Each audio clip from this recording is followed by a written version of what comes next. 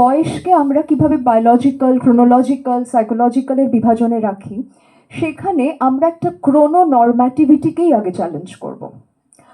আমাদের যে time frame দিয়ে আগেকার সময় বিবাহ, সন্তান ইত্যাদি হতো, তাতে যে বয়সে কেউ দাদু ঠাকুমা হয়ে যেতেন, আজকে সেই বয়সটা তাদের রিটায়ারমেন্ট এজও নয়, রাইট? তাহলে একটা সম্বোধন দিয়েও তো আমরা অনেক সময় নিজেদের বয়স্ক ভাবতে শুরু করতাম। আমরা এই বয়সের খাঁচা থেকে বেরিয়ে গেছি। আপনি নিজেকে কোন বয়সে দেখেন বড় কথা নয়। আপনার কি মনে হয় আমি প্রৌঢ়? আপনি আপনাকে কোন শব্দে দেখেন, এটা খুব important. Age is just a number, আওড়ালে হবে না। মনের দিকে তাকিয়ে দেখুন, আপনার মন কি বলছে। আপনি নিজেকে কোন মনে দেখেন? দিল তো বাচ্চা হ্যাঁ জি, হতে পারে তো। Now think about that first.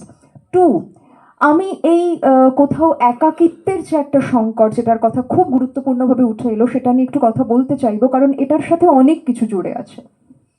প্রথম কথা হচ্ছে অ্যাক্টিভিটিস করতে বললেও আমাদের মনে হতে পারে আমাকে কে নিয়ে যাবে, মোবিলিটি ইজ আ ক্রাইসিস। এবং ডিসেবিলিটি নিয়ে তখনই কথা হবে যখন আমার এনভায়রনমেন্ট এনেবলিং নয়। আমার যদি সর্বত্র র্যাম্প থাকতো, আমার সুবিধে হতে পারতো তো। কোথায় হচ্ছে? You give me an enabling environment, I am no longer disabled. আমাকে কি এনেবলিং এনভায়রনমেন্ট দেওয়া হচ্ছে? আমি একটা রেস্টুরেন্টে গেলে যখন আমাকে স্ক্যান করে পড়তে বলা হচ্ছে একটা menu card, that's not an enabling environment for an older person. That might not be an enabling environment also for a person who has visual impairment. তো আমাদেরকে অনেক বেশিভাবে দেখতে হবে যে আমরা স্ট্রাকচারালি, ইনফ্রাস্ট্রাকচারালি কি করতে পারি। একাকিত্বের প্রসঙ্গে আমি খুব নির্দিষ্টভাবে বলতে চাই, আমাদের পরিবারের সংজ্ঞা বদলাতে হবে। Family is not just your biological family or your marital family.